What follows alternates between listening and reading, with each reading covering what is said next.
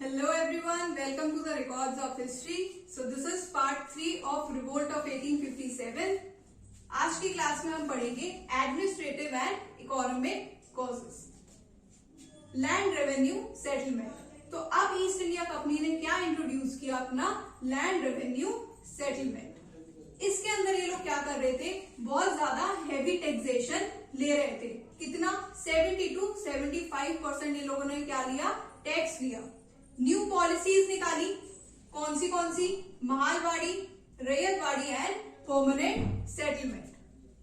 They started tax on land instead on crops. अब यहां से जब से हमने लैंड रेवेन्यू सेटलमेंट इंट्रोड्यूस किया, वहां से इन लोगों ने क्या करना स्टार्ट किया, इन लोगों ने लैंड पर टैक्स लगाना स्टार्ट किया, जमीन पर लगान लगाना स्टार्ट किया बजाय क्रॉप्स के। ठीक है। And mediator was placed in between two look after everything. और अपना एक मीडिएटर भी जो है इसके अंदर रखा कि जो कि क्या देखता था, सारी वर्किंग का ध्यान रखा करता। ओके, सो ये आपको मैंने एक टैबुलर फॉर्म में इन इकोनॉमिक पॉलिसीज को क्या कर दिया, डिस्प्ले कर दिया। ठीक है। So this is permanent settlement, Mahalwari settlement and ryotwari settlement. Permanent settlement जो था वो स्टार्ट हुआ था 1793 के अंदर। और ये स्टार्ट किसने किया, this settlement was started by Cornwallis and John Shore. Then इस सेटलमेंट को इंडिया के कौन से एरिया में लगाया गया, कौन से स्टेट्स में लगाया गया, बिहार, उड़ीसा, बंगाल एंड वाराणसी। तो ये आपके कुछ 4 स्टेट्स थे जहां पर क्या था, आपका परमानेंट सेटलमेंट। और इसमें 19% जो लैंड थी इंडिया के अंदर, उस पर ये क्या है, लगाया गया था। Next is Mahalwari. महालवाड़ी जो सेटलमेंट है, इसको स्टार्ट किया था 1833 के अंदर and it was started by Holt Mackenzie. और ये कहां पर लगाया गया इंडिया के अंदर, Gangetic valley, north west and central Punjab. तो इन तीनों एरिया में क्या लगाया गया, आपका महालवाड़ी सेटलमेंट। और ये कितने एरिया पे था, 29% of land. Next is ryotwari. Ryotwari settlement was introduced in 1820 by Thomas Munro, Reed and Goldsmith। इस सिस्टम को हम मुनरो एंड रीड सिस्टम के नाम से भी जानते हैं। एंड ये कहां पर लगाया गया, बॉम्बे, मद्रास, असम एंड कुर्ग। तो ये 4 जगहों पर क्या आपका लगा था, रैयतवाड़ी सेटलमेंट। और सबसे जो ज्यादा लैंड और जो एरिया ऑक्यूपाई किया था वो रैयतवाड़ी सेटलमेंट ने ही किया था, दैट इज 52%। ओके, आप अगर इस टेबल का स्क्रीनशॉट लेना चाहें तो आप ले सकते हैं। This will help you in every manner in every exam. Alright, so next points are, ये जो सेटलमेंट था परमानेंट सेटलमेंट, इसके अंदर जो रेवेन्यू कलेक्ट होता था वो कौन करता था, आपका जमींदार खुद करता था। ठीक है। महालवाड़ी सेटलमेंट के अंदर कौन कलेक्ट करता था रेवेन्यू, हेडमैन ऑफ विलेज, जिसे आप लंबरदार भी कहा जाता है। रैयतवाड़ी सेटलमेंट के अंदर कौन कर रहा था, ईस्ट इंडिया कंपनी खुद से कलेक्ट कर रही थी रेवेन्यू। ऐसा क्यों, क्योंकि ये एक ऐसा सेटलमेंट था जिसके अंदर जो ईस्ट इंडिया कंपनी थी वो डायरेक्ट कांटेक्ट में थी किससे, फार्मर्स से। और फार्मर्स को क्या बोला जाता है, रैयत बोला जाता है। इनके बीच में क्या है, कोई भी मीडिएटर नहीं है। ठीक है। और ये मोस्टली आपका जो लगा था, ये कौन से एरियाज में लगा था, साउथ के एरियाज में। ठीक है। तो जो रैयतवाड़ी जो सेटलमेंट था, इसके अंदर east India company direct contact में थी फार्मर्स के, और ये डायरेक्ट ही क्या लेती थी, उनसे रेवेन्यू कलेक्ट करती थी। नेक्स्ट इज कि रेवेन्यू स्प्लिट क्या था, मतलब रेवेन्यू किसको कितना दिया जाता था। सो 1/11 पार्ट जो था परमानेंट सेटलमेंट के अंदर, that is given to zamindar and 10/11 part given to company. ठीक है। Next is Mahalwari. Initially 60%, later then 50%। Starting में कितना लिया गया, 60% रेवेन्यू, और लेटर ऑन उसको कितना कर दिया, 50% रिड्यूस कर दिया। ओके, मतलब 10% रिड्यूस कर दिया, वो हो गया अब आपका 50%। देन ऑन रैयतवाड़ी सेटलमेंट 50% जो है वो आपका लगाया जाता था ड्राई लैंड के ऊपर और 60% रेवेन्यू आपका लिया जाता था किस पर, इरिगेटेड लैंड पर।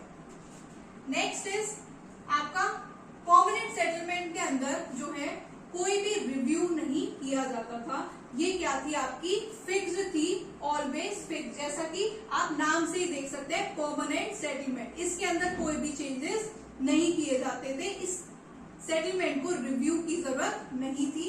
और जो बाकी आपके दोनों सेटलमेंट्स हैं, महालवाड़ी एंड रैयतवाड़ी, इसके अंदर क्या होता था, इनको एवरी आफ्टर 30 इयर्स क्या किया जाता था, रिव्यू किया जाता था। परमानेंट सेटलमेंट के अंदर क्या था आपका, जमींदार जो है वो एलिनेबल है, रेंटेबल है और इनहेरिटेबल है। परमानेंट सेटलमेंट के अंदर क्या था आपका, एक सनसेट लॉ था, ठीक है। उसमें क्या होता था कि जिस भी जमींदार ने सनसेट होने से पहले पहले अपना रेवेन्यू कंपनी को दे दिया तो उनकी तो क्या है, जो जमीन है जो उनको मिली हुई है वो क्या है, बच जाएगी। लेकिन अगर सूरज डूब गया और उसके बाद उनने दिया तो उनकी जो जमींदारी होती थी वो क्या की जाती थी, छीन ली जाती थी उनसे, ठीक है। तो इसके लिए इसमें क्या है, जमींदार एलिनिएबल है, उनको क्या है, चेंज किया जाता रहता है time to time. Mahalwari system में भी यही सिस्टम था कि जमींदार को क्या किया जाता था, मॉडिफाई किया जाता था, ठीक है, या फिर उनको जॉइंट लीज पर रख लिया जाता था। And in ryotwari again Britishers gain purchasing power. जैसा मैंने आपको अभी बताया कि यहाँ पर जो है डायरेक्ट कॉन्टैक्ट था ईस्ट इंडिया कंपनी का रैयत से, फार्मर्स से, तो दोबारा से यहाँ पर ब्रिटिशर्स ने पावर गेन कर ली थी, ठीक है। So this is about your administrative and economic causes.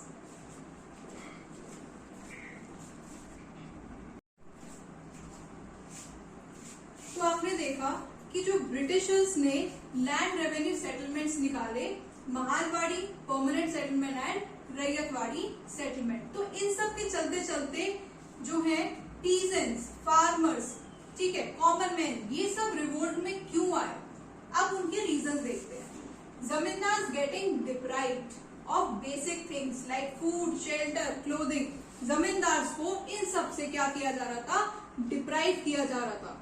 कैसे, जैसा मैंने आपको बताया परमानेंट सेटलमेंट के अंदर एक लॉ था, सनसेट लॉ। जो भी जमींदार सनसेट होने से पहले पहले जो है रेवेन्यू पे कर देता था कंपनी को, तो उनकी जो जॉब थी या उनकी जो जमीन थी वो उनको मिल जाती थी, ठीक है। लेकिन अगर सनसेट लॉ के बाद उनने रेवेन्यू पे किया तो उनकी जो जमीन है वो उनसे क्या करी जाती थी, छीन ली जाती थी, कन्फेस्टिकेशन ऑफ देयर एस्टेट, ठीक है। अब आप किसी की बेसिक नेसेसिटी अगर उससे छीन लोगे जिससे वो रोजी रोटी अपनी कमा पा रहा है, तो क्या वो रिवोल्ट होगा, तो उसमें कूदेगा नहीं। इस वजह से जो है जमींदार रिवोल्ट में पार्टिसिपेट करेंगे। नेक्स्ट आगे देखिए, exploitation of peasants by the money lenders. और जो मनी लेंडर्स थे वो क्या कर रहे थे, बहुत ज्यादा पीजेंट्स को एक्सप्लॉयट कर रहे थे। कैसे, उनसे 50% टैक्स लेकर। अब आप खुद सोचिए, किसी की एक छोटी सी जमीन है और उस पर आपने जो है 50% पर तो टैक्स ही ले रहे हैं आप। अब वो बचा कुछ जो भी उसके पास है वो कैसे अपने परिवार को पालेगा, कैसे अपनी गृहस्थी चलाएगा उसमें। तो मनी लेंडर्स का भी क्या हो रहा था, पीजेंट्स का क्या हो रहा था, यहाँ पर एक्सप्लॉयटेशन हो रहा था। इस वजह से पीजेंट्स भी पार्टिसिपेट करेंगे रिवोल्ट में। Breaking up of Indian handicraft industry, ठीक है, क्या हो रहा है यहाँ पर, ब्रिटिशर्स की जो पॉलिसीज थी, इकोनॉमिक पॉलिसीज, उसके चलते चलते क्या हो रहा था, जो इंडिया की हैंडीक्राफ्ट इंडस्ट्री थी वो क्या हो रही थी, ब्रेक होती जा रही थी, टूटती जा रही थी। क्योंकि ब्रिटिशर्स क्या कर रहे हैं, यहाँ पर अपनी मनमानी चला रहे हैं। वो इंडिया का कुछ भी जो है, जो उनका अपना खुद का है वो काम नहीं होने दे रहे हैं, अपनी खुद की फैक्ट्रीज, इंडस्ट्री स्टैब्लिश कर रहे हैं। तो जो हैंडीक्राफ्ट इंडस्ट्री थी इंडिया की, उसको क्या हो रहा था, बहुत ज्यादा लॉस होता जा रहा था। Next, रैम्पर्ट corruption. करप्शन तो आपको पता है कि अंडर द टेबल यहाँ पर चल ही रहा था। Next is Indian soldiers and civil servants. ये क्यों कूदेंगे रिवोल्ट के अंदर, या क्यों पार्टिसिपेट करेंगे, बिकॉज ऑफ लेस सैलरी। इनको क्या दी जा रही थी, बहुत कम सैलरी दी जा रही थी। इनको क्या किया जाता था और दूसरे देशों में भेजा जाता था लड़ाई लड़ाई के लिए, वॉर के लिए, बैटल्स के लिए, और उसके बदले में भी इनको क्या दी जाती थी, बहुत कम सैलरी दी जाती थी। No higher post for them due to Indians, ठीक है, इंडियंस थे इस वजह से इनके लिए कोई भी हाई पोस्ट भी नहीं रखी गई। सारी जितनी भी लो पोस्ट होती थी वो किसको दी जाती थी, इंडियंस को दी जाती थी। तो आपने देखा इन सब के अंदर जमींदार्स, आपके पीजेंट्स, ठीक है, इंडियन सोल्जर्स, सिविल सर्वेंट्स और जो कॉमन आदमी है, ठीक है, जो आम आदमी है, ये सब क्या है, इस सब के चलते चलते बहुत ज्यादा क्या हो गए थे, परेशान हो गए थे ब्रिटिश रूल से। और जैसे ही उनको रिवोल्ट में आने का मौका मिला, इन सब ने क्या किया, बढ़ चढ़कर उसके अंदर पार्टिसिपेट किया। तो ये आपने देखी administrative and economic causes of 1857 revolt. Next class जो होगी वो लास्ट क्लास होगी, उसके अंदर मैं आपको सोशल